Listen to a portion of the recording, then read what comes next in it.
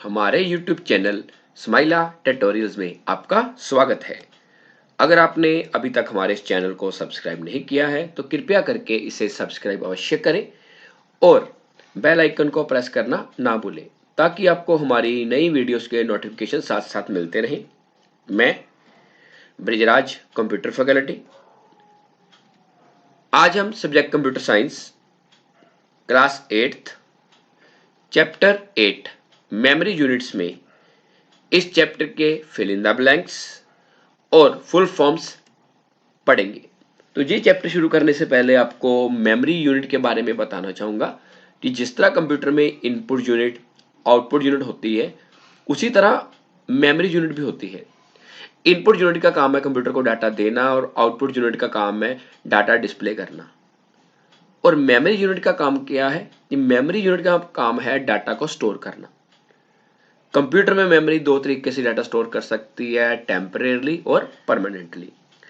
जैसे हम नीचे ये पिक्चर देख रहे हो, जो रैम है।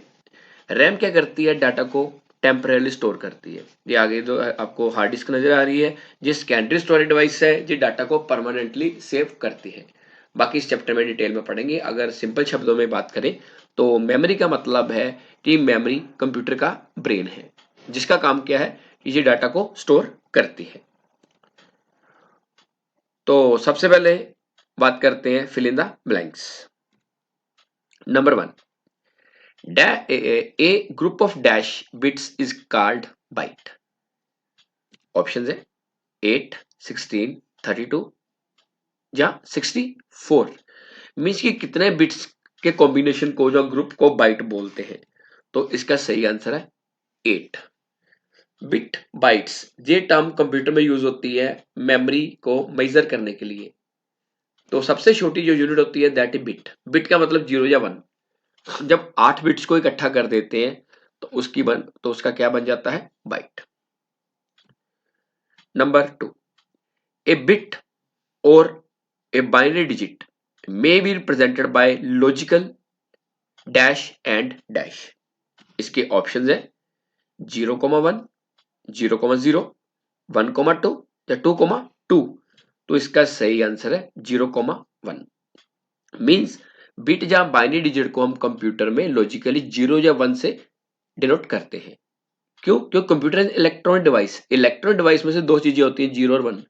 0 का मतलब एब्सेंस ऑफ सिग्नल और 1 का मतलब प्रेजेंस ऑफ सिग्नल। सिंपल शब्दों में कह सकते हैं 0 का मतलब ऑफ, 1 का मतलब ऑन। और जो कह सकते हैं कि हमारी जो डिजिटल डिवाइस होती है वो 0-1 की फॉर्म ही डाटा एक्सेप्ट करती है। तो मीन्स कि कंप्यूटर हम जब भी कोई इंस्ट्रक्शन देते हैं हम आप अपनी फॉर्म में, चाहे इंग्लिश में दे रही है, किसी भी फॉर्म में दे रही है, बट वो बाद में किस फॉर्म में कन्वर्ट हो जाता है? 0-1 की फॉर्म में। Number 3, RAM stands for. कि रैम की फुल फॉर्म क्या होती है? इसके ऑप्शन है read access memory, random access memory, all of these या नन ऑफ दीज। तो इसका सही आंसर है रैंडम एक्सेस मेमोरी। जो रैम है ये कुछ इस तरह दिखाई देती है, आपको सबसे नीचे फोटो दिखाई दे रही है। तो रैम के बारे में बताना चाहूंगा कि रैम कंप्यूटर की एक टेम्परेरी मेमोरी है जो डाटा को टेम्परेली स्टोर करती है। इसको वोलेटाइल मेमोरी भी बोलते हैं रैम को। वोलेटाइल का मतलब है कि जब तक कंप्यूटर ऑन रहेगा, कंटेंट रहेगा, जैसे ही कंप्यूटर शट डाउन हो गया या बंद हो गया, जो कंटेंट है वो वॉश हो जाएगा। रैम सिर्फ कंप्यूटर में नहीं होती, मोबाइल में भी रैम होती है। आप कई बार मोबाइल लेने जाते हो, वो आपको बोलता है कि इसकी 4 GB रैम है। तो रैम मतलब जो डाटा को टेम्परेली स्टोर करती है, और जो मोबाइल या कंप्यूटर की स्पीड है वो रैम पे काफी डिपेंड करती है। नेक्स्ट है फोर्थ, रोम। कि रोम की फुल फॉर्म क्या होती है? जो रोम स्टैंड्स फॉर डैश। तो इसके ऑप्शन है read only memory, random only memory, read open memory या नन ऑफ दीज। तो इसका सही आंसर है रीड ओनली मेमोरी। जो रोम है ये एक चिप होती है जो इस तरह से नजर आती है। तो हम कह सकते हैं कि रोम क्या है? कि रोम एक नॉन वोलेटाइल मेमोरी है। नॉन वोलेटाइल का मतलब कि इसके अंदर जो भी डाटा स्टोर कर दिया जाता है वो परमानेंट रहता है। इसमें हम ना ही नया कंटेंट डाल सकते हैं, बट पुराना कंटेंट है उसे रीड कर सकते हैं। इसमें एक प्रोग्राम होता है जिसको बोलते हैं बूटस्ट्रैप। वो क्या करता है? कंप्यूटर को स्टार्ट करने के काम आता है। बाकी चैप्टर में डिटेल में पढ़ेंगे। Number 5, each track of a disk is subdivided into small portions known as dash. तो इसके ऑप्शन है सेक्टर्स, एरिया, सेल या टेप। तो इसका सही आंसर है सेक्टर्स। तो जी आपको बताना चाहूंगा कि जब भी हम कंप्यूटर में कोई डिस्क यूज करते हैं, जैसे हार्ड डिस्क एक सेकेंडरी स्टोरेज डिवाइस है। जब हम कंप्यूटर में डाटा स्टोर करते हैं तो हार्ड डिस्क में स्टोर होता है। इसके अलावा पहले फ्लॉपी यूज होती थी, वो भी एक सेकेंडरी स्टोरेज डिवाइस की तरह यूज होती थी। जब हम किसी भी डिस्क को, चाहे हार्ड डिस्क है या फ्लॉपी डिस्क है, उसको जब कंप्यूटर में यूज करते हैं तो उसमें गोल गोल राउंड सर्कल्स बनते हैं जिनको बोलते हैं ट्रैक्स। वही ट्रैक्स जब सेगमेंट्स में डिवाइड होते हैं तो उनको बोलते हैं सेक्टर्स। ये आपको जो गोल गोल रिंग्स नजर आ रहे हैं, दीज आर ट्रैक्स। ये इनविजिबल होते हैं बट इनका काम क्या है, डाटा को स्टोर करते हैं। इन्हीं ट्रैक्स को जब हम सेगमेंट्स में डिवाइड कर देते हैं तो क्या बन जाता है, सेक्टर।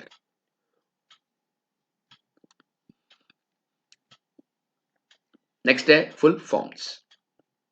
नंबर 1, एमबी की full form. MB stands for mega bite. MB आपने वर्ड सुना होगा। जैसे आपने फ्लॉपी डिस्क के नीचे पिक्चर नजर आ रही है, फ्लॉपी डिस्क का जो साइज है वो क्या है, 1.44 MB। आजकल तो फ्लॉपी यूज नहीं होती, बट जब यूज होती थी तो इसकी कैपेसिटी बड़ी कम होती थी। कितना होता है, 1.44 MB इतना डाटा आ सकता था।